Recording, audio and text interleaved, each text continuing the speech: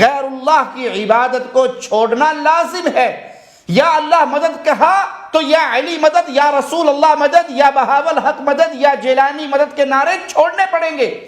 اللہ کو سجدہ کیا تو قبروں پہ سجدے چھوڑنے پڑیں گے۔ بیت اللہ کا طواف کیا تو قبروں کا طواف چھوڑنا پڑے گا۔ اللہ کو شافی مانا تو اپنے گلے سے کالے دھاگے کاٹ کے پھینکنے پڑیں گے۔ اللہ کو اولاد دینے والا مانا تو پیروں کے در پہ آ کر اولاد کا سوال کرنے کا بد عقیدہ ترک کرنا پڑے گا۔ اللہ کی توحید کو مانا تو رب کی توحید میں جتنے شریک بنائے جا رہے ہیں ان سب کی شراکتوں سے ہاتھ اٹھا کر اعلان کرنا پڑے گا کہ ایک اللہ پر ایمان لاتے ہیں اور اس کا کسی کو شریک نہیں بناتے۔